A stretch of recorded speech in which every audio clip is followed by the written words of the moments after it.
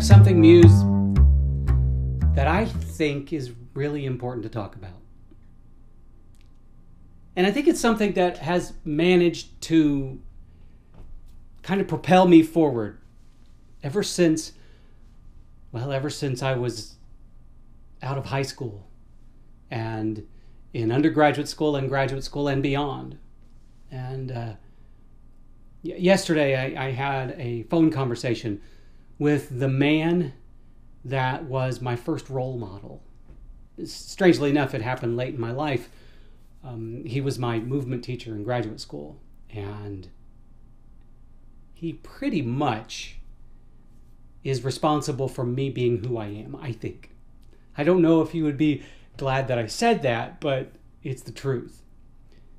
Because he imparted on me so much, not just so much knowledge and skill, not saying that I have all those skills, but he had so much to offer, and he gave selflessly. And he taught me the value of giving selflessly, and the value of the inner artist, and how to unleash it and spring it out onto the world and be profound with it. And I can't say too much because I don't want to give anything away. But the other day, well, a while back, an idea was given life for me. I'm not going to say what the idea is because it's yet to come to fruition, but for me, it's an idea rooted in a truth that I cannot and will not and want not to escape. This idea is for me to start something, and start something big here in this city in which I live. It's going to take a lot of work, a lot of effort, and a lot of really digging deep into my heart and my soul and maybe my bank account to make it happen. But I really want to make it happen, and I think it's an idea that this city needs, and a certain community in this city needs. Now, yesterday I called this man who has been my mentor for a very long time because I needed to voice to him this idea. Mostly just, well, for two reasons. Number one, to hear it come out of my mouth. And number two, to find out if it's a viable idea. To have this idea in me validated. And I wasn't surprised that this gentleman did in fact validate the idea. In fact, when I first started talking to him about it, when I first explained to him why I called him, he said, "I knew this was why you were calling me." And he then went on to assure me that I'm the person to do this and that I am exactly what the community needs. And that's not me patting myself on the back. He's probably one of the single most genuine human beings I've ever known. And the 3 years that I spent with him in graduate school were probably the 3 most important years in my artistic life, I think. And that whole interaction and this whole idea that I'm hopefully going to be bringing to life had got me to thinking about our little conversations. Wham! And I thought that this is something that I need to impart to all of you, to all artists everywhere. And I think that this is an important lesson to be learned. And it's a hard, hard, hard lesson to learn. But it applies to every artistic form ever thought of. And in fact, it goes well beyond the forms artistic. It could be applied to anything. If you're graduating from high school, it can apply to you. If you're starting a business, it can apply to you. If you're planning a wedding, it can apply to you. Anything, really. But it's something that I have always applied to everything I've done. And it's cliche. It's going to sound cliche. I know it is. Because in my mind right now, I'm about ready to spit it out and I'm thinking, this really sounds cliche. But it's a cliche that bears repeating. And this cliche is very simply, dream big. We are all so afraid of it. Yesterday, when my wife asked me what we talked about on the phone, and I started to hesitate, and I started to hem and haw about some things, she questioned me on that. And I said, to be perfectly honest, I was afraid to make this phone call. And I've never been afraid to talk to this person, ever. Because that's the kind of effect he has on me, has on anybody.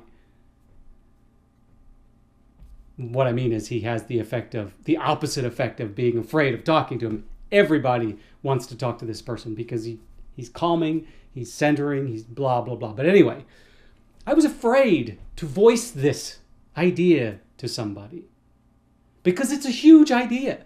It's a big, big, big idea. And I'll be honest with you, I'm still kind of afraid of it. Mostly just because I'm afraid that it'll fail. And that is why so many of us, so many people are afraid to dream big because we're afraid to fail.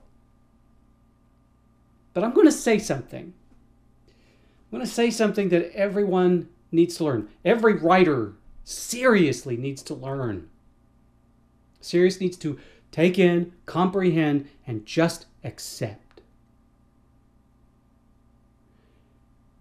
We learn more from our failures than we do from our successes. Think about it. I'm going to drop a couple things on you. This is kind of funny. Way back when the band Tool first started, there was a rumor, and it's a senseless, stupid rumor that was never true, but a lot of people fell for it. I was one of them. I fell for this. That there was a rumor that the band was formed on a philosophy called lacrimology. And the idea of lacrimology is the growth from suffering. Now that's true. There is a truth to that, and that's what I want to explain. When things are bad, when we hurt, when we are upset, when things aren't going our way,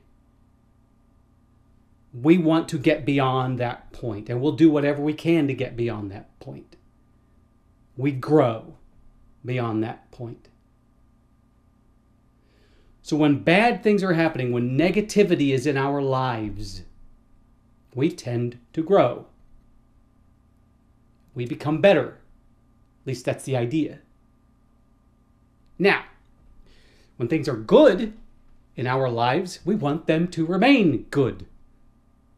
So we stay on an even plane because, oh my gosh, everything is great. I'm afraid to monkey with this business. I'm afraid to throw a wrench into the works. So we tend to not grow when things are good. So if we don't fail, chances are we may not grow. Now, I'm not saying that we should all hope to fail. That's silly. We should all hope and want and desire to succeed. But what we should never do is fear failure. Embrace failure. Again, don't hope for it, but embrace it, because within the realm of that failure, there is growth to be had. And so I have to approach this huge idea, this very frightening idea, with the understanding that it might fail, and if it does, I will learn from it. Now, of course, I can get online, I can go to my good old friend Google and search for things regarding this idea, how to succeed in business without trying. That's a musical. And I can learn what people have done, how people have avoided failure, what people have done when they failed with this idea, with a similar idea. And I can learn from that. And then I can go, okay, it could fail, but if I do these things, it might not fail. But again, if it fails, I'll learn from it. So the idea of dreaming big should not frighten anyone. And if you're a writer, I've talked about this before. I've said it over and over and over again. You should not be writing a book unless it's something that you can't not write. It has to be a big idea, a big and beautiful idea that you are just dying to dive into and write. And you can't be afraid of that. You may have this absolutely brilliant idea for a book. This idea might be so far beyond the mainstream. Let's just say it's a story about, well, since I'm about ready to release Dracula Theory, sometime in September, since Dracula Theory is about, I've got vampire on the brain. Say you've got this idea about a book that centers around a vampire, but you want to take it so far beyond what is typically accepted within the genre that you're afraid to write it because you're afraid people won't accept it. But what if that idea is exactly what the genre needs, and you don't write it because you're afraid? Then anyone who loves the vampire genre will be missing out on your brilliant idea, simply because you were afraid to let that big dream come true. And the same thing holds true with any art form. And here's a little clue about me.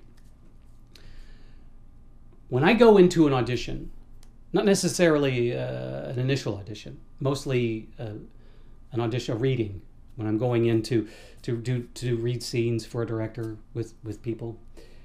When I go in there, one of the things that I always do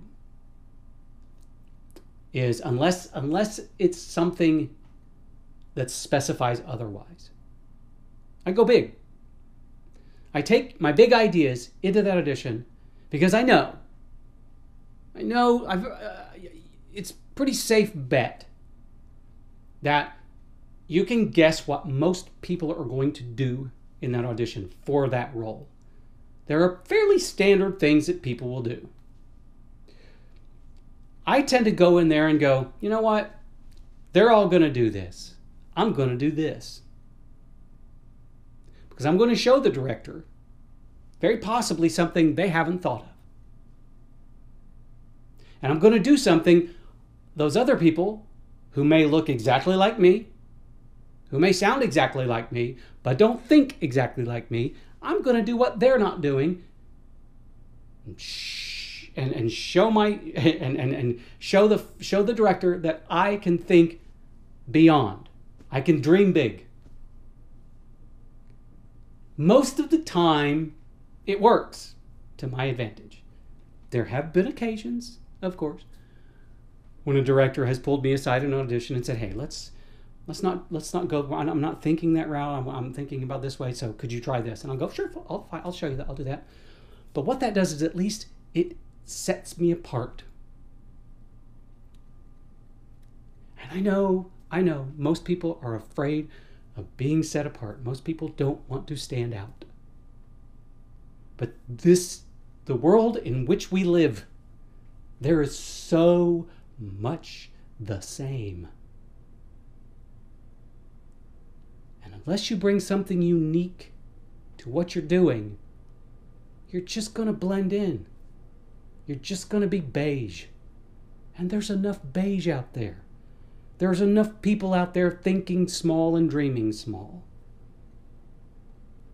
So allow yourself to dream as big and bold as you can. Because that's where the important, profound, and game and life-changing ideas come from.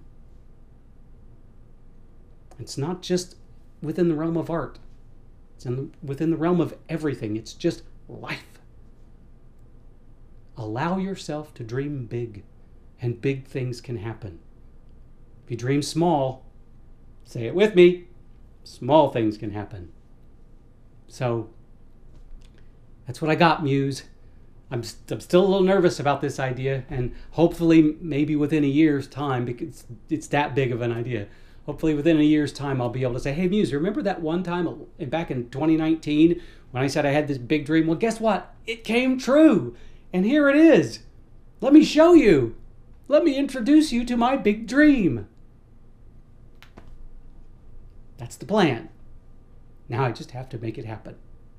In the meantime, I got words to write. And those words come thanks to you, Muse, because you, my friend, are awesome.